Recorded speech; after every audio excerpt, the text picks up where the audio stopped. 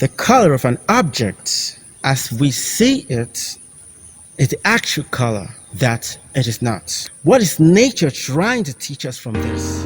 Now here it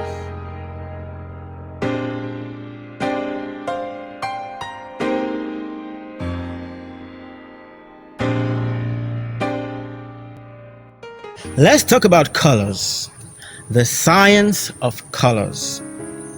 And I'm going to talk about the implication of this to your everyday life later in this video, so I am hoping you'll be patient enough to follow me through and watch this video to the end to get its full value. What is your favorite color, by the way? I love sky blue.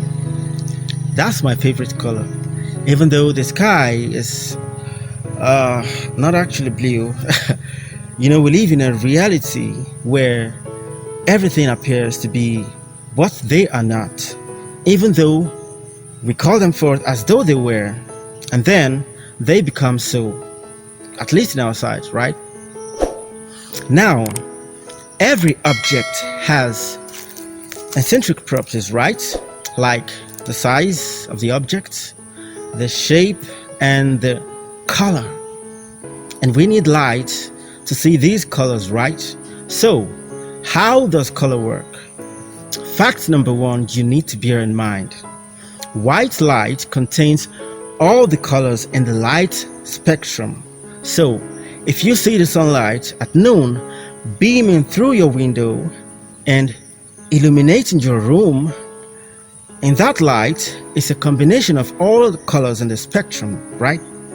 And fact number two you need to bear in mind, black is the absence of all colors. So it's just nothingness in terms of color. And fact number three, which is the most interesting and which may be shocking to you, are you ready? Okay, now here it is.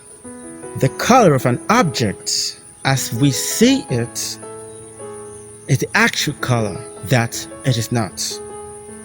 Yes, you heard me right. And I wasn't missing words either. So, let me repeat it again. The color of an object as we see it is the actual color that it's not. So, if you see that banana having green color, it means in actuality that it is not green. In fact, it means that's the very color that it's definitely not. It may be any other or every other color, but definitely not green. If you see my hair as being black, it means it is actually definitely not black. Sounds crazy. Are you kidding me, Jim? No, I'm not. So, let me break this madness down with a simple illustration for a better understanding. Not actually madness, it's facts. So, what do we have here? It's an apple. Now, this apple appears green, right?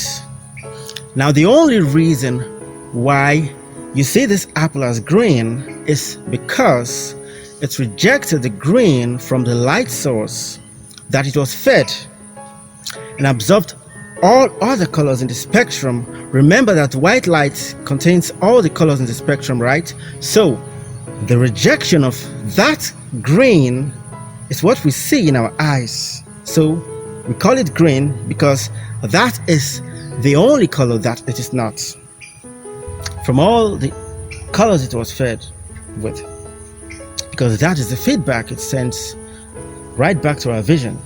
Still, do you follow? I hope I'm not losing you.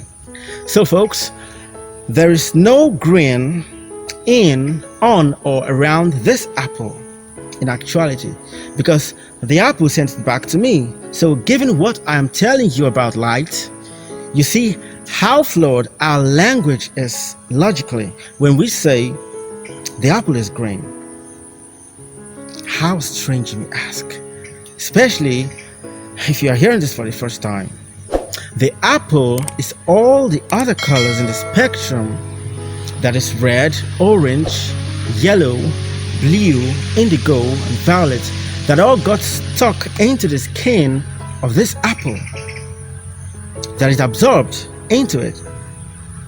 And then what it is not is the green that it rejects, or should I say, which it reflects back to our sight, to our vision. And we so keep calling it what it's not. So even though we all just accept colloquially that the apple is green, if we go down to the molecular level to view it, there is no green there. It all got sent back to us. So green is only the reference. It's not what it is.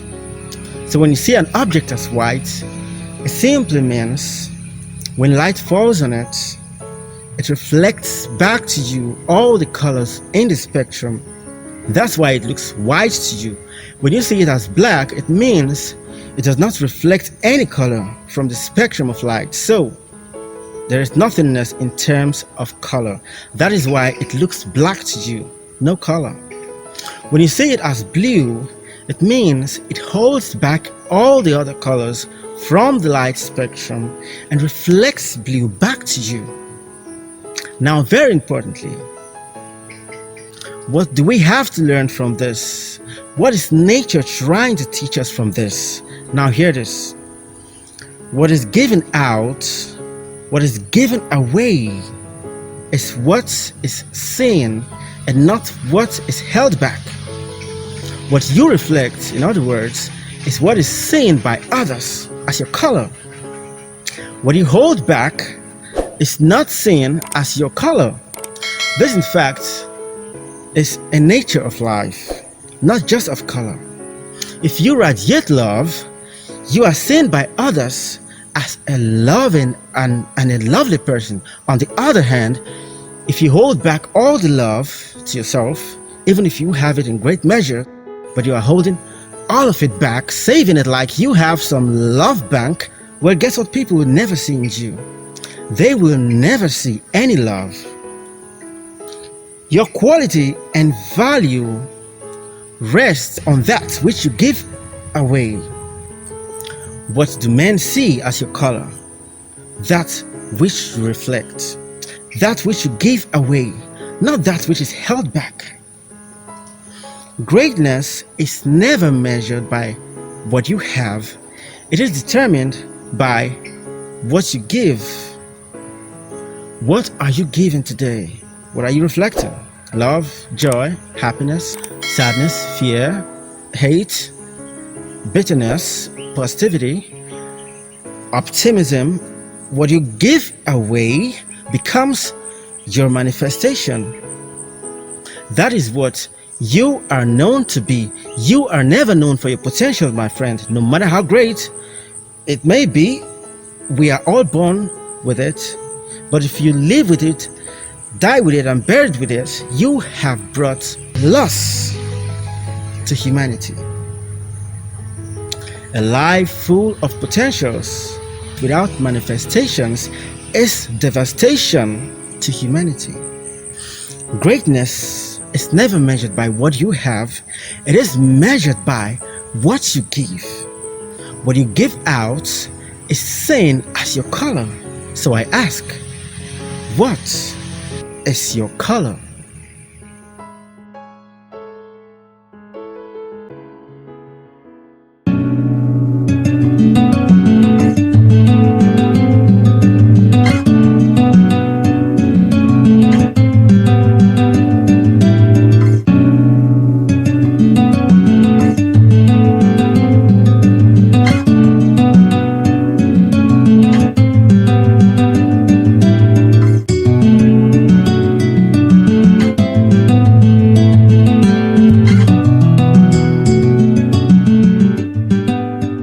By the way, I love apples.